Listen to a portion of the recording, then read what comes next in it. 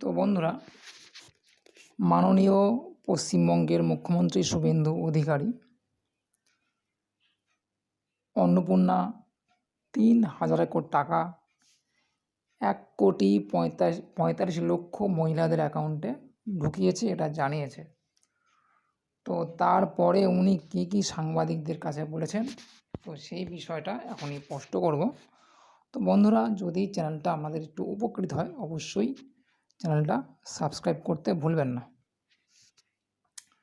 তো বন্ধুরা, আপনারা এখানে দেখছেন যে নর্দার্ন পার্কে সুভাষ উদ্যানের অনুষ্ঠান মঞ্চ থেকে অন্নপূর্ণা যোজনা নিয়ে একাধিক গুরুত্বপূর্ণ ঘোষণা করেন মুখ্যমন্ত্রী। নর্দার্ন পার্কে সুভাষ উদ্যানের অনুষ্ঠান মঞ্চ থেকে অন্নপূর্ণা যোজনা নিয়ে একাধিক গুরুত্বপূর্ণ ঘোষণা করেন মুখ্যমন্ত্রী।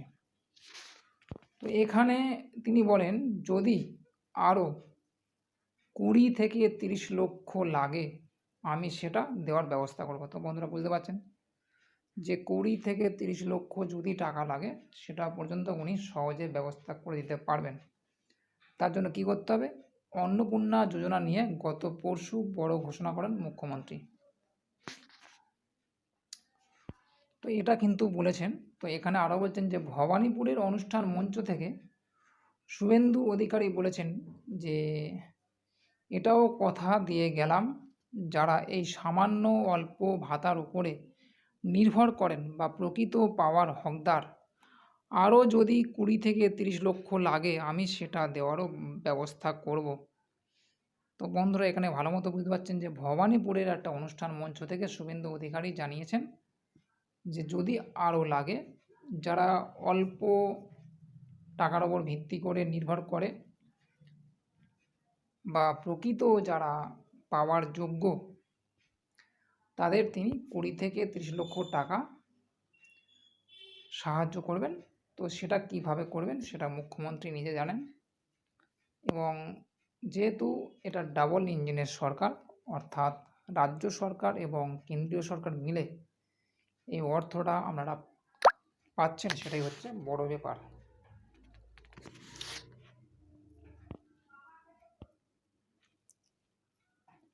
মুখ্যমন্ত্রী বলেছেন যে ধমক চমক দিয়ে রিল বানিয়ে আর মিডিয়া ট্রায়াল করে আরও 20 জন লোককে রাস্তা নামিয়ে ওই হেরে যাওয়া তৃণমূল খণ্ড বিখণ্ড হয়ে যাওয়া, কেউ বলে আমি কালীঘাট, কেউ বলে আমি ঋত,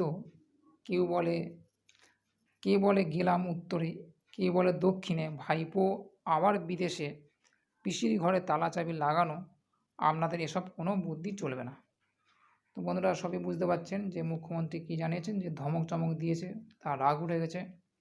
তো বারবার এই অন্নপূর্ণাকে কেন্দ্র করে এবং বিভিন্ন জায়গায় মিডিয়া ট্রায়াল করছে এবং আরও 20 জন লোককে রাস্তা নামিয়ে ওই হেরে যাওয়া তৃণমূল খণ্ড বিখণ্ড হয়ে গেছে।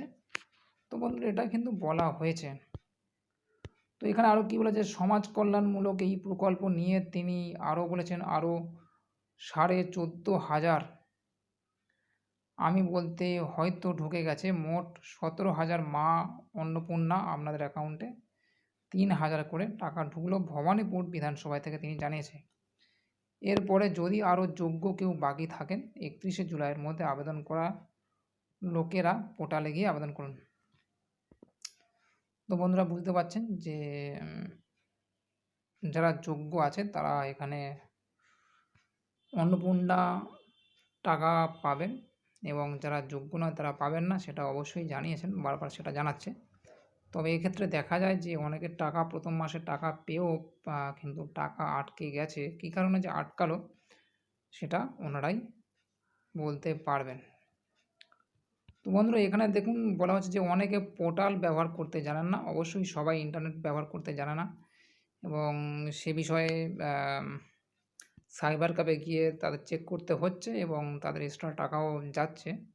তো এখানে বলা হচ্ছে যে বিধায়কের কর্মীরা গিয়ে, মণ্ডলের ভাইরা গিয়ে, ওয়ার্ডের কর্মীরা গিয়ে, মহিলা মোর্চা গিয়ে পোর্টালে নাম নথিভুক্ত করে নেবেন।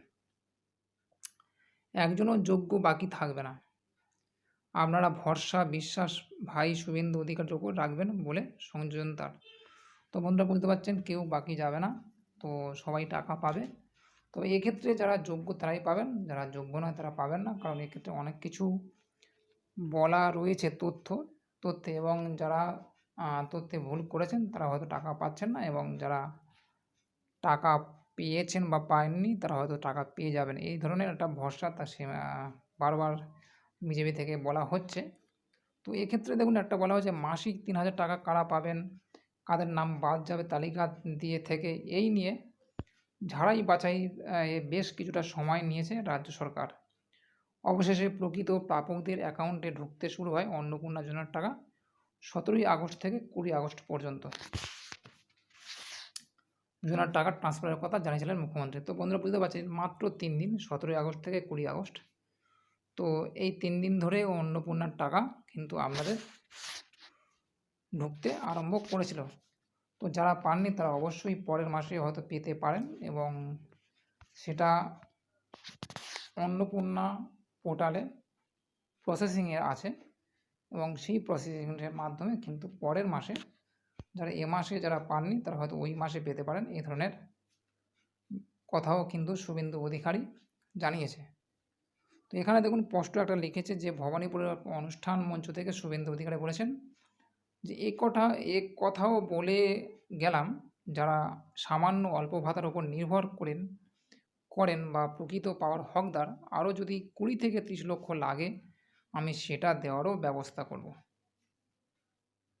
মানে যারা এই ৩,০০০ টাকার উপর ভিত্তি করে বেঁচে আছে তাদের আরও ২০ থেকে ৩০ লক্ষ টাকা শুভেন্দু অধিকারী সহজে পাঠিয়ে দেবে, এই ধরনের কথা কিন্তু তিনি জানিয়েছেন, এবং মিডিয়াকে ধমক চমক দিয়েছিল, কারণ বিশেষ করে সোশ্যাল মিডিয়ায় বিভিন্ন ধরনের যেগুলো চলছে, তো সেই সম্পর্কেও তিনি এখানে জানিয়েছেন। তো এখানে আরও কথা বলেছেন যে প্রকল্প নিয়ে তিনি আরও বলেছেন যে আরও ১৪,৫০০, আমি বলতে গেলেই হয়তো ঢুকে যাবে, মোট ১৭,০০০ মা অন্নপূর্ণা আপনাদের অ্যাকাউন্টে ৩,০০০ টাকা ঢুকে যাবে। তো এই ধরনের বিভিন্ন কথা তিনি সেদিনে বলেছিলেন একটা সাংবাদিকদের কাছে। তো বন্ধুরা যদি ভালো লাগে অবশ্যই চ্যানেলটা সাবস্ক্রাইব করে নেবেন।